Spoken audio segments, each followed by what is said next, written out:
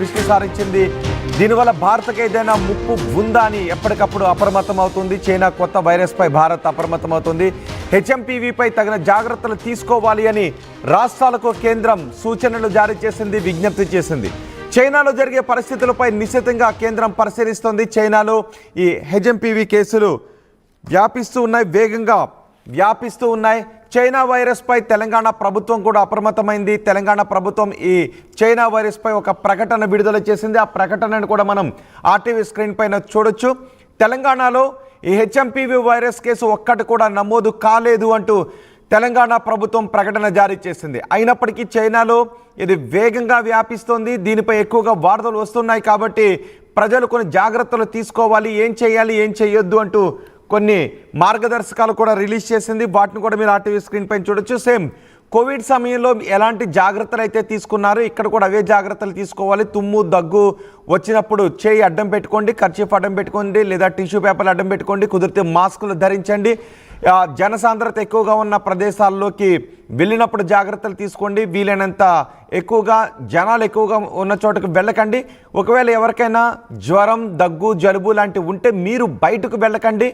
ఒకవేళ మీరు తప్పనిసరి పరిస్థితుల్లో వెళ్ళినా మీరు మాస్క్ను ధరించండి, హ్యాండ్ కర్చీఫ్ను తీసుకుని వెళ్ళండి అని ప్రభుత్వం కొన్ని మార్గదర్శకాలు జారీ చేసింది. తెలంగాణలో ఒక్క కేసు కూడా నమోదు కాలేదు అని చెప్తుంది. ప్రజలు, డాక్టర్లు తీసుకోవాల్సిన జాగ్రత్తపై సూచనలు కూడా చేశారు. దీనిపై తెలంగాణ ప్రభుత్వం ఒక ప్రకటన విడుదల చేసింది. ఆ ప్రకటన కూడా మనం చూడొచ్చు. ఇంతవరకు కూడా హ్యూమన్ మెటానిమో వైరస్ గురించి ఎటువంటి కేసులు కూడా తెలంగాణలో నమోదు కాలేదు అని చెబుతుంది. చైనాలో ఈ కేసులు వేగంగా వ్యాప్తి చెందుతున్నాయి, కానీ తెలంగాణలో మాత్రం ఇప్పటివరకు ఒక్క కేసు కూడా డిటెక్ట్ కాలేదు అని చెబుతున్నారు. ఎప్పటికప్పుడు జ్వరం లక్షణాలతో, దగ్గు, జలుబు లక్షణాలతో హాస్పిటల్కి వస్తున్న వారి డేటాను కూడా విశ్లేషిస్తున్నామని ప్రభుత్వం చెబుతోంది. సో ఏం చేయాలి ఏం చేయొద్దు అని కూడా చెప్తుంది.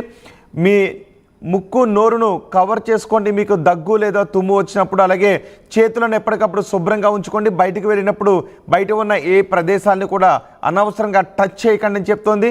జనం ఎక్కువగా ఉన్న ప్రదేశాలను సాధ్యమైనంత వరకు అవాయిడ్ చేయండి అని చెప్తుంది. పబ్లిక్ ప్లేసెస్లో మీకు ఫీవర్ ఉన్నట్లయితే లేదా దగ్గు, జలుబు ఉన్నట్లయితే మీరు పబ్లిక్ ప్లేసెస్లోకి వెళ్ళొద్దు అని చెప్తోంది. అలాగే ఎక్కువగా వాటర్ ఎక్కువగా తాగండి అని చెప్తోంది. ఒకవేళ ఏమైనా లక్షణాలు ఉంటే మీరు డాక్టర్ దగ్గరికి వెళ్ళండి, మంచిగా నిద్రపోండి. ఒక జ్వరం, దగ్గు, జలుబు లక్షణాలు ఉంటే ఇంటి దగ్గరే ఉండండి, డాక్టర్ను కన్సల్ట్ చేయండి అని ప్రభుత్వం కొన్ని మార్గదర్శకాలు రిలీజ్ చేసింది. ఏం చేయాలి ఏం చేయొద్దు అనే విషయం కూడా చెప్తూ ఉంది. ఎవరికి కూడా షేక్ హ్యాండ్స్ ఇవ్వద్దు. అలాగే టిష్యూ పేపర్లు, హ్యాండ్ కర్చీఫ్స్ వాడండి, వాటిని పదే పదే వాడొద్దు, వాటిని పదే పదే వాడొద్దు అని కూడా చెప్తోంది. సిక్ పీపుల్కి ఎవరైనా దగ్గు, జ్వరం, జలుబుతో ఉన్నవారికి దగ్గరగా ఉండొద్దు అని చెప్తుంది. మీ చేతులను తరచుగా కంటి దగ్గర కానీ, నోటి దగ్గర కానీ, ముక్కు దగ్గర కానీ పెట్టుకోవద్దు అని చెబుతోంది. ఒకవేళ ఏవైనా లక్షణాలు ఉన్నట్లయితే మీరు డాక్టర్ని సంప్రదించండి అని ప్రభుత్వం మార్గదర్శకాలు జారీ చేసింది. అదే సమయంలో సబితా ఇంద్రారెడ్డి కుమారుడు ఒక ట్వీట్ కూడా చేశారు. ఇప్పుడు ఆ ట్వీట్పై కూడా పెద్ద చర్చ జరుగుతుంది. సబితా ఇంద్రారెడ్డి కుమారుడు కార్తిక్ రెడ్డి చేసిన ట్వీట్ను కూడా మనం చూడొచ్చు. వాళ్ళ కొలీగ్స్, ఫ్యామిలీ తీవ్రంగా అనారోగ్యం పాలై ప్రస్తుతం ఆసుపత్రుల్లో ఉన్నారు. వాళ్ళకి కోవిడ్ లక్షణాలు ఉన్నాయి అని చెప్తున్నారు. కానీ కోవిడ్ పరిస్థితుల కంటే ఇప్పుడు దారుణంగా ఉన్నాయి ఈ లక్షణాలు, చాలా బాధగా ఉంది అని చెప్తూ ఉన్నారు. ఈ లక్షణాలతో ప్రస్తుతం హాస్పిటల్లో అడ్మిట్ అయ్యారని చెప్తున్నారు. ఇది కొంచెం సీరియస్గా ఉన్నట్టుగానే అనిపిస్తోంది. వాళ్ళ కుటుంబం గురించి చూస్తూ ఉంటే సీరియస్గా ఉన్నట్టుగానే అనిపిస్తోంది. ఇది కోవిడ్ కంటే వరస్ట్గా ఉన్నాయి ఈ లక్షణాలని చెబుతున్నారు. కాబట్టి ప్రభుత్వం కేవలం ప్రకటనలు విడుదల చేయకుండా ఏమీ లేదు అని చెప్పకుండా కొంచెం సీరియస్గా దీనిపైన దృష్టి సారించండి అని చెప్తున్నారు. Yes, my colleagues entire family just got back from Spain to Hyderabad. They are currently hospitalized with COVID-like diagnosis. He says it feels worse than COVID. Take care guys అంటూ ఆయన ట్వీట్ చేశారు. Looks like this serious. Hope the government has its ice and years on this అంటూ కార్తిక్ రెడ్డి చేసిన ట్వీట్ని కూడా మనం చూడొచ్చు. So ప్రభుత్వం కూడా కొంచెం సీరియస్గా దృష్టి సారించాల్సిన అవసరం ఉంది అని కార్తిక్ రెడ్డి చెప్తున్నారు. కానీ ప్రభుత్వం మాత్రం ఎటువంటి కేసులు ఇంతవరకు డిటెక్ట్ కాలేదు అని చెప్తున్నారు. మా ప్రతినిధి మధు ఉన్నారు పూర్తి సమాచారం అందించడానికి. మధు, చైనాలో వ్యాపిస్తున్న హెచ్ఎంపీవీ వైరస్పై భారత ప్రభుత్వం దృష్టి సారించింది. తెలంగాణ ప్రభుత్వం కూడా ఒక ప్రకటన విడుదల చేసింది. ఇంతవరకు ఇటువంటి లక్షణాలతో ఏ కేసులు నమోదు కాలేదు, కానీ జాగ్రత్తగా ఉండండి అని.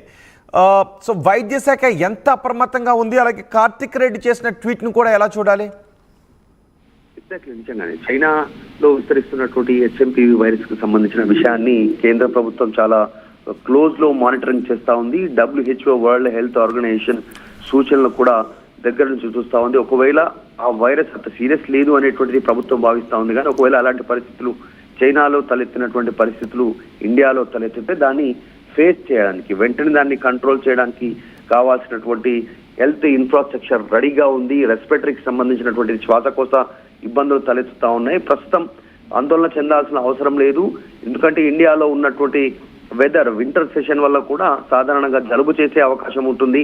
దాన్ని అవాయిడ్ చేసే, దాన్ని ఆందోళన చెందొద్దు. కాకపోతే కొన్ని ఆందోళన చెందకుండా అవాయిడ్ చేయాల్సినటువంటి పనులు, తర్వాత చేయాల్సిన పనులను వివరిస్తూ కేంద్ర ప్రభుత్వం అన్ని రాష్ట్ర ప్రభుత్వాలకి అలర్ట్ జారీ చేసింది. అందులో భాగంగా తెలంగాణ రాష్ట్ర ఆరోగ్య శాఖకు సంబంధించినటువంటి డిపార్ట్మెంట్ కూడా తెలంగాణ ప్రజలను అప్రమత్తం చేస్తూ అధికారులకు, తర్వాత మిగతా అందరికి కూడా సాధారణ ప్రజలకు అప్రమత్తం చేస్తూ ఒక ప్రకటన విడుదల చేసింది. దాంట్లో చాలా స్పష్టంగా చెప్తూ కొన్ని అంశాలను మెన్షన్ చేసే ప్రయత్నం చేసింది. జలుబు ఉంటే పబ్లిక్ లో తుమ్మొద్దు, ఆ బయటికి సంబంధించినటువంటి విషయాలను ఏమేమి చేయొద్దు అనేటువంటి చెప్పడం జరిగింది. షేక్ హ్యాండ్స్ కు దూరంగా ఉండాలని చెప్తా ఉంది.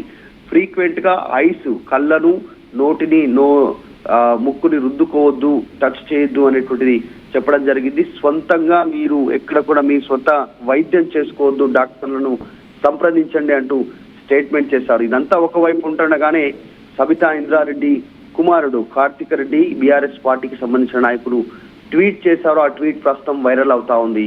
స్పెయిన్ నుంచి వచ్చినటువంటి తనకు తెలిసినటువంటి వారు ఆసుపత్రిలో తీవ్ర ఇబ్బంది పడతా ఉన్నారు కోవిడ్ లక్షణాలతో. కోవిడ్ లక్షణాల కంటే చాలా దారుణమైనటువంటి ఇన్ఫెక్షన్ తో ఇబ్బంది పడతా ఉన్నారు.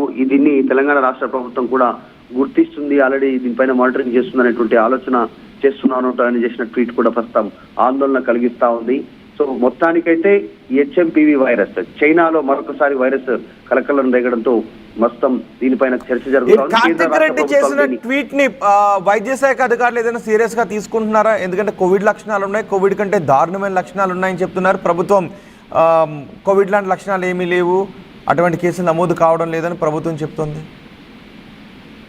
ఎగ్జాక్ట్లీ, నిజంగానే. ఎందుకంటే దాదాపు కోవిడ్ కంటే వరస్ట్ ఉండేటువంటి పరిస్థితులు ఉన్నాయనేటువంటిది చైనాలో జరుగుతున్నటువంటి తీరుపైన చర్చ జరుగుతా ఉంది.